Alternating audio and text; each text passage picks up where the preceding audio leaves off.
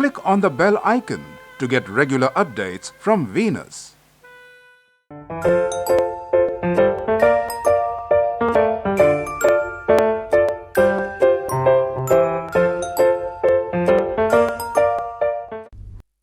Little Ram. King Dashrath had 3 queens named Kaushalya, Sumitra and Kaikeyi, but he had no child of his own. To beget a son, King Dashrath performed a yajna. Huge flames came out of the holy fire. Suddenly, Agni Deva, the fire god, appeared out of the fire, holding a golden bowl of kheer in his hand. The fire god said, "O king, if your queens eat this kheer, you will definitely give birth to sons."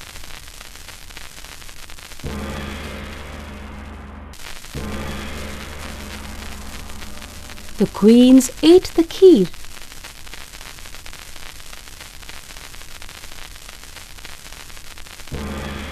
And in time, the king was blessed with 4 sons. King Dashrath and his queens were overjoyed. The sons were named Ram, Bharat, Lakshman and Shatrughan. Everybody in the kingdom was pleased to see the charming little Ram. He always kept smiling, even when sleeping. Everybody loved him. He was so bubbly that everybody was delighted to see him at play.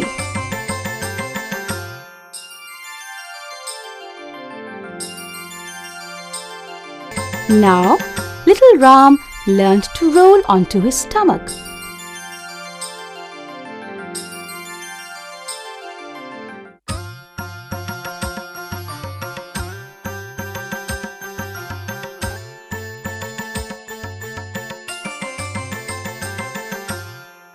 Very soon, he learned to creep.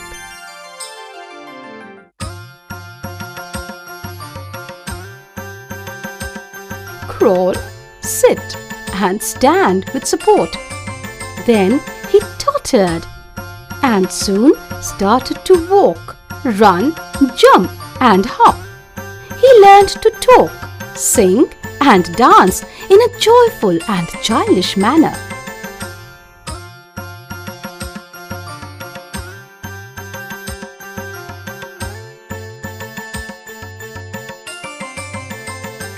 One day, little Ram was playing on the roof of the palace.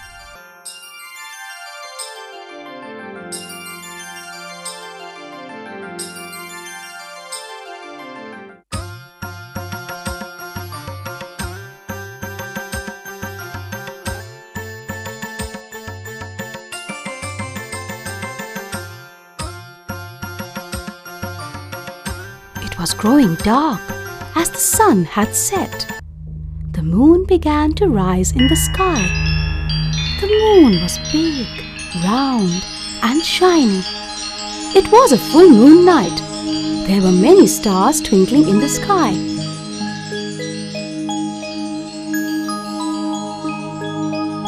When Ram saw the moon, he left all his toys and said, "I want the moon!"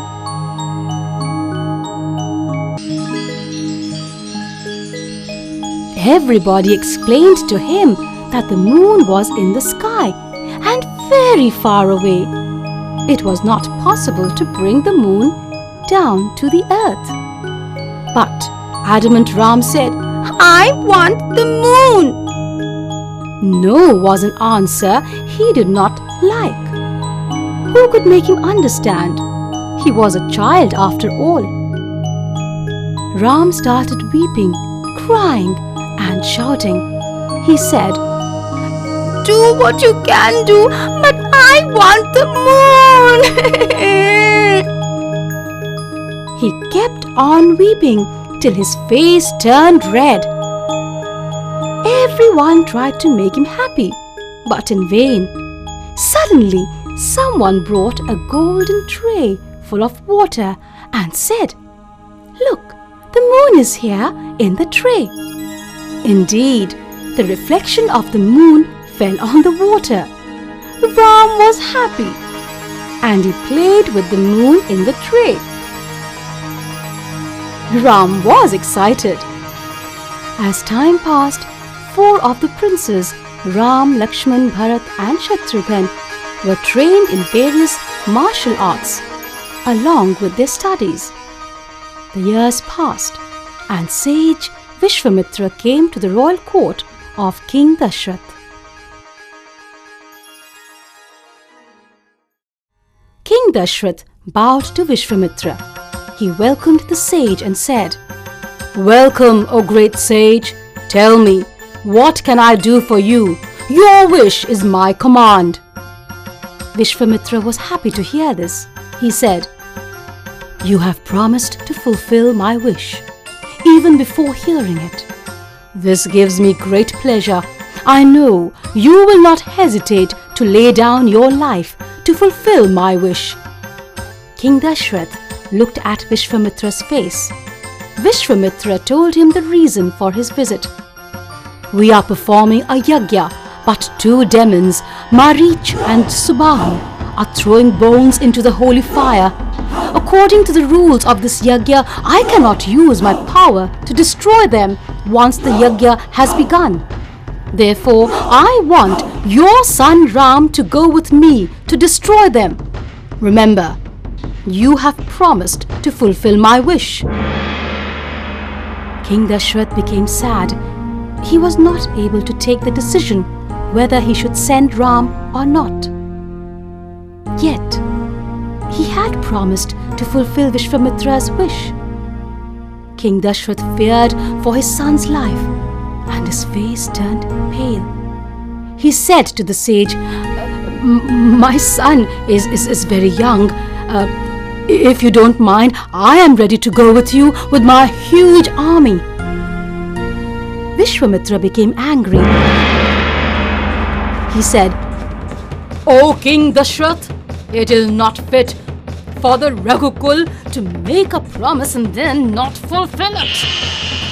Brahma Rishi Vasisht said to the king, "Do not worry, O king. Send Ram and Lakshman together. No harm will come."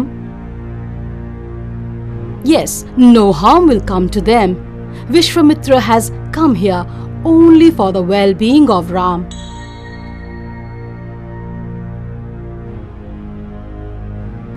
King Dashrath agreed to send Ram and Lakshman.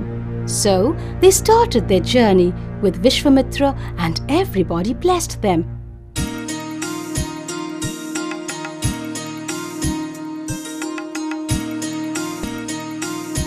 During the journey, they were full of energy and courage, and sage Vishwamitra constantly guided and encouraged them. He told them the history of the region they passed through. After crossing the rivers Sarayu and Ganga,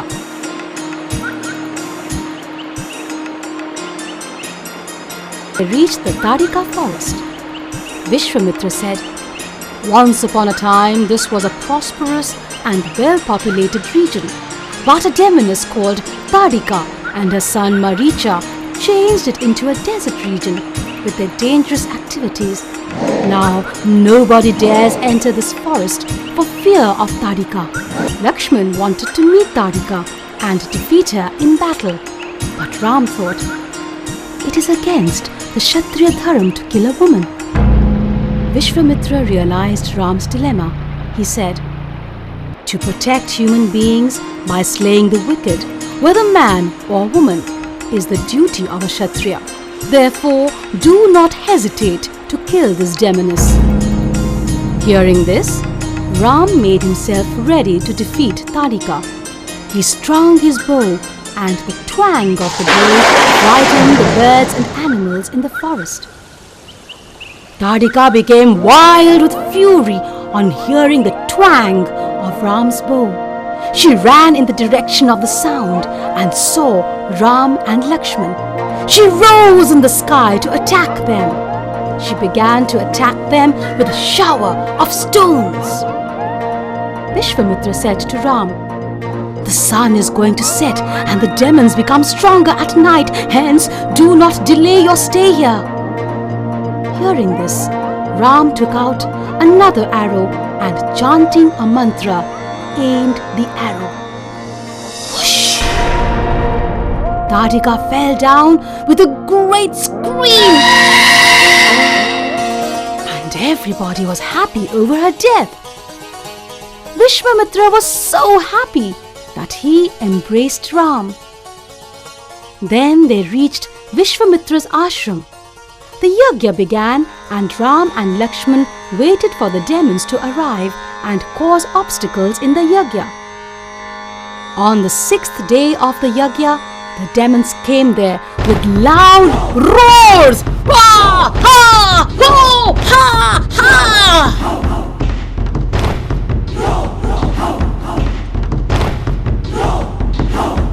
The demons, Marich and Subahu, came with their army. Ram used a divine weapon on Marich, which wrapped around him and threw him hundreds of miles away. Then Ram used the Agni Sastra and killed Subahu and the demon army. The yajna was completed and everybody was happy. Along with Ram and Lakshman, Vishwamitra then went to King Janak of Mithila, who had a beautiful young daughter called Sita. She was of marriageable age, and King Janak had arranged a Swayamvar for her. Many years ago, King Janak was presented with Lord Shiva's bow, which was so heavy that nobody could move it. Before the Swayamvar began, the Diwan or Prime Minister announced, "Sita will be given in marriage to the man who can lift, bend and string the bow." Many kings and princes tried their luck, but all failed. King Janak thought, "Will my dear Sita never get a worthy husband?"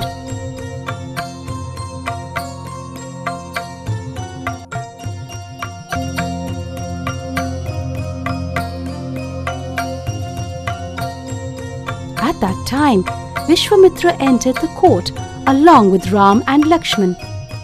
King Janak welcomed them.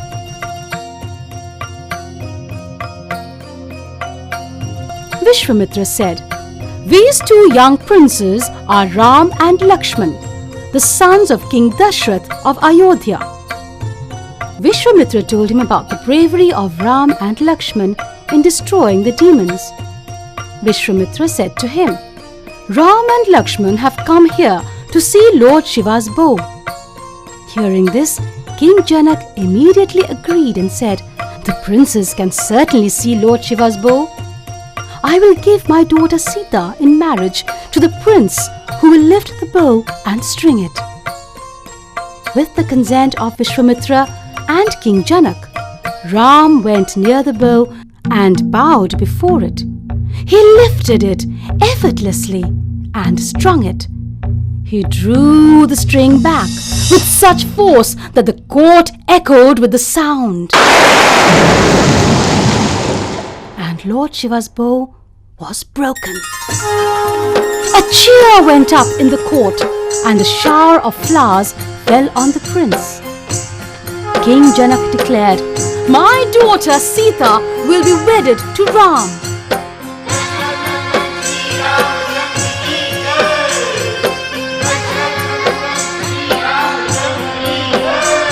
Sita was also happy, and the marriage ceremony of Ram and Sita was performed. There was happiness all around, not only on earth, but in heaven too.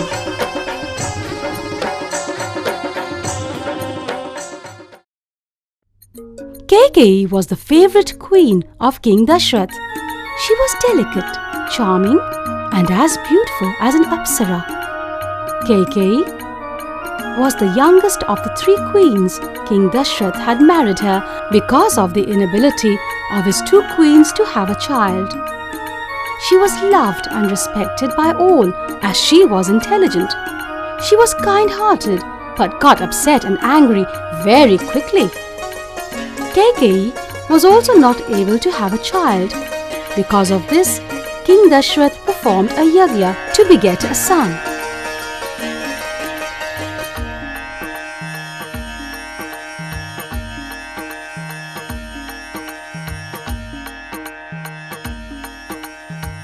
Kaushalya, the eldest queen, got the largest, and Kaikeyi got the least share of kheer given by the holy fire. Kaikeyi felt jealous because Sumitra, the second queen, also got the kheer twice. While she, Kaikeyi, got the least share of the kheer, but she was happy with the thought of having a son. In due course, Kaushalya gave birth to Ram, Kaikeyi to Bharat, and Sumitra to Lakshman and Shatrughan.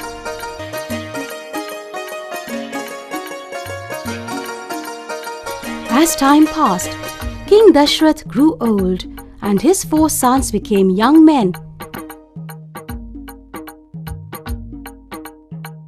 He decided to make Ram the king and retire to the forest. Everybody was happy with his decision. One morning, King Dashrath had a bad dream, and astrologers were summoned. They said that the coming time would be bad. Because of this, King Dashrath began the preparation for Ram's coronation ceremony for the next day. But King Dashrath feared that something bad was going to happen. Manthra was Kaikeyi's most trusted maid. She was her distant relative and much older to her. She was the well-wisher of Kaikeyi, and Kaikeyi was happy to hear the news of Ram's coronation. But Manthra poisoned Kaikeyi's mind against Ram. "You are so simple and innocent. Why don't you realize that when Ram becomes king, you and Bharat will become his slaves?" Kaikeyi replied, "Manthra, it is not right to doubt Ram's honor and integrity. He loves and respects me like his mother, and he also loves his brother Bharat." Hearing this, the cunning Manthra said, "Alas, Ram is only pretending. Kaushalya hates you, as you are the king's favorite queen. When her son becomes the king, she will take revenge on you. Anyway, instead of Ram, Bharat should be crowned the king of Ayodhya."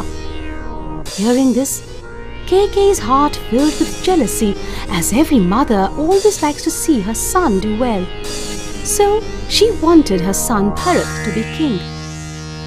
Manthra continued to poison Kaikeyi's mind. Manthra said, "O queen, think about it. If their intentions are not evil and wicked, why this haste? Can't they hold the coronation ceremony after Bharat returns from your father's kingdom? But this is an evil plot to keep Bharat away." Kaikeyi was cultured and sensitive, but hearing this, her mind was filled with grave suspicion and bad thoughts. As she had little knowledge of the world, she could be easily deceived, and she could be very stubborn. All she could now think of was, Bharat should be crowned the king. Manthra said to Kaikeyi, "I have thought of the way to ensure that Bharat is crowned." Kaikeyi asked, "What is that way?" Manthra said, "We will kill 2 birds with 1 stone. Bharat will be crowned and Ram will be exiled." Kaikeyi said, "It will be good to crown Bharat as the king, but why should Ram be sent to the forest?" Manthra said, "You are so simple. Don't you understand that if Ram remains here, he would overthrow Bharat?" Kaikeyi lost her ability to think, and now she only wanted to see Bharat crowned the king. Manthra said to Kaikeyi, "Do you remember that once When King Dashrath was wounded in a battle against King Shobara, you saved his life. He said, "Ask me for boons." Kaikeyi immediately said, "Ah, yes, I remember. I had said to him that I don't want anything now. I will ask for my 2 boons later." Manthra said firmly, "Ask for the first boon that Bharat should be crowned the king. For the second boon, ask that Ram should be sent to the forest." Manthra convinced Kaikeyi, and finally she agreed. Now she said to Kaikeyi, "Go to the room, throw away all your ornaments, get angry, lie on the floor, cry loudly." Kaikeyi started her drama and became a puppet in the hands of Manthra. Whenever King Dashrath sat free from his administrative duties, he went to the palace of his favorite queen Kaikeyi to relax. That day, he went to Kaikeyi's palace after giving the orders of the preparation of the coronation ceremony. But he could not see her anywhere. He called her and heard Kaikeyi's cries from the other room. King Dashrath saw her lying on the floor. Her hair was unruly. She was rolling on the floor like someone in great pain. King Dashrath was shocked. He lovingly asked her the reason for her cry. But she did not answer. She continued her drama for some time. After some time, she reminded him of the 2 boons. King Dashrath said, "Why are you crying over that? Ask me for the 2 boons. I promise to grant them now." Pleased, Kaikeyi said, "You must fulfill your promise." The king said, "Sure, I will not hesitate to lay down my life to fulfill my promise." Kaikeyi said, "My first wish is that Bharat must be crowned the king."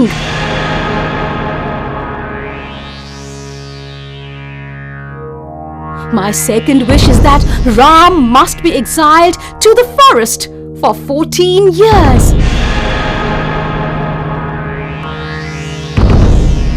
King Dashrath was shocked. He fell down unconscious. After regaining consciousness, he tried to reason with Kaikeyi, but she did not agree. She refused to listen to him. King Dashrath said, "I cannot live without Ram. My death is near." So saying, he again fell down unconscious. His condition became so pitiable that he often lost his consciousness. But Kaikeyi did not agree. At the same time, Vasundhara sent a message. "The auspicious time for the coronation is approaching. The king is requested to arrive in the pandal."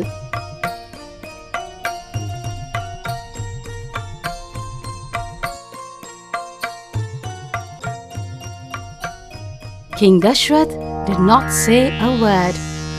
But Kaikeyi said, "The king has not slept the previous night. He wants to see Ram." So Ram came over to see his father. He was shocked to see the state of his father. He asked him about his condition, but did not get an answer. Kaikeyi told him about the 2 boons. Ram was calm. He said, "Is that all? I will go to the forest today." Everyone was filled with grief after listening to the news. Lakshman and Sita also decided to go to the forest, and Kaikeyi was condemned by all. Lakshman was angry. Ram said to him, "We should not be angry with Mother Kaikeyi. She has always loved us. It is just fate that has made her think and behave in this manner. Even the great sages are helpless against fate. How can poor Mother Kaikeyi resist it?" Ram, Sita and Lakshman left for the forest, and the people of Ayodhya followed them. The whole city was full of grief, and Kaikeyi saw Ram's departure from the balcony. She had a smile on her face, but in her heart, she felt as if her own son was going away from her.